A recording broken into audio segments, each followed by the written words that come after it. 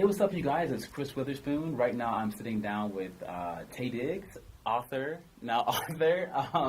performer. You sing, you dance, you do it all. I'm trying. And you've written your second book, Mix Me. Yes, I have yes. copies of it right here, folks. Excellent book. Thank As you. a parent, I have to thank you for kind of doing something for the kids. All right. Yeah. And I have to ask you, because you wrote your first book, Chocolate Me, which I loved. It was about you. Thank What you. really inspired you to tell this story about, or tell a story to kind of relate to your son? As you said, the first book I wrote, Chocolate Me, was based on my experiences growing up, a little chocolate boy in a predominantly white neighborhood, and how I would get made fun of.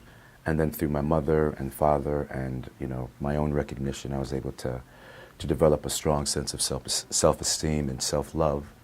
This book is kind of along similar lines for my son, even though in this day and age, he's going to have less of an issue than I did being mixed. My son is mixed, half black, half white. And just from growing up, listening to other, biracial or however you want to term these folks, these beautiful people, their experiences, their accounts of what it has been like coming from, a blended relationship.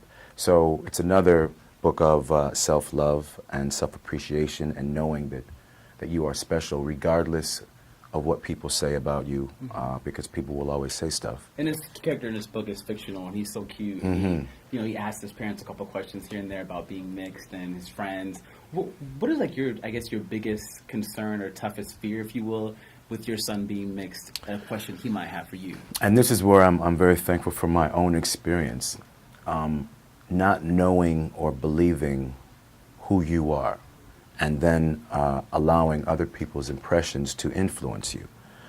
Growing up, I was told a certain thing at home, and then you're told a different thing outside of the home. And if you're spending more time out of home, you might be a little bit more easily influenced. For example, that darker was worse. Outside my home, when I was growing up, everybody paid more attention to the light-skinned black people. If you had wavy hair, that was supposed to be, more attractive. That wasn't that way in the home, but when you're a kid, you don't really want to mess with what's at home. You want to be cool and accepted, in social circles. So my fear is that, Walker is going to go through that, and he will. But I don't want it to be about this. When it comes to who he is and the quality and texture of his hair and the color of his skin and how he speaks, or with whom he socializes, I want him to have a strong, robust impression of that, and to know that I want to know that he knows who he is. Very well said. Well, thanks. I think the most famous biracial person at the forefront of America is President Obama. Yeah, and even that. I mean, I can go off on that. You're one of the first people that actually brings light to that. As African Americans, we were so quick to say, okay, he's black, mm-hmm. And then there were the white people who were afraid to say that he was biracial because who knows? But everybody refers to him as the first black president. I'm not saying it's wrong. I'm just saying it's interesting. Mm-hmm. I wonder if that would be the case if he were a fireman, or mm-hmm. if he, were my plumber.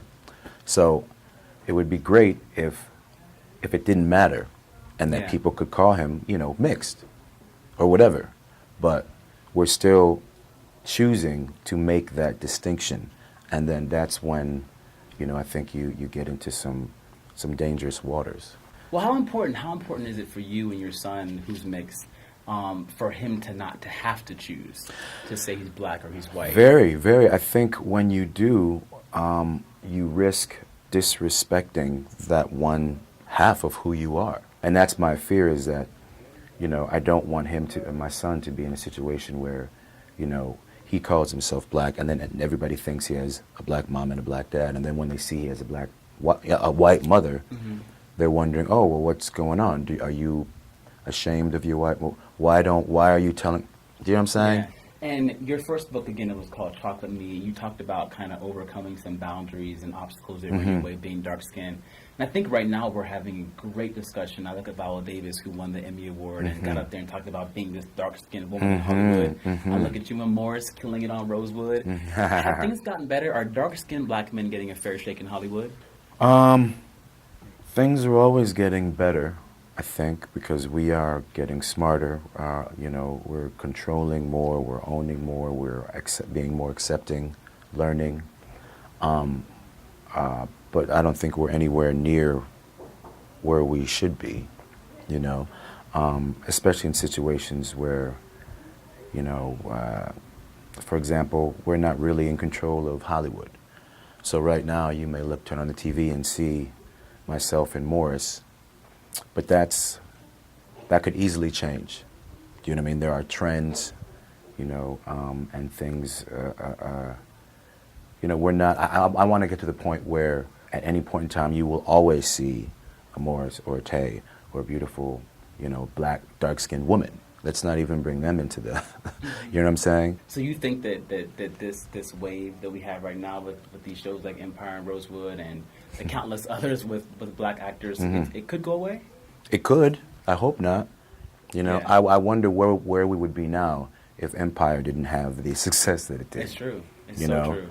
We probably would not have made a Best Man 2 if, what was the one? Jumping the Broom and even before that, the movie that really, really did well, the Steve Think Harvey. Like a Man. Yes. Yes. If that movie didn't do well, then there probably wouldn't have been a Best Man 2. Okay. Now there hasn't been one since Best Man 2, and now where's Best Man 3?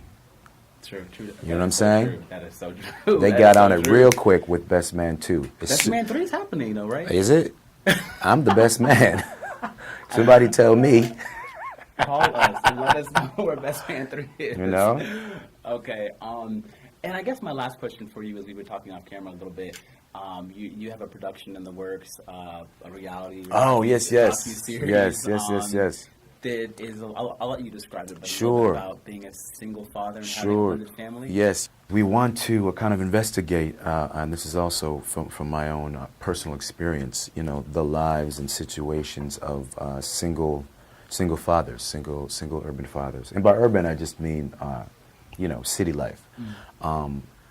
Being newly divorced, separated from my baby's mother, I've an entirely different world has been opened up to me, and everything that you love about a reality show is in it. You got the comedy, you got major drama, you got family, you got relationship, and you got really tender moments.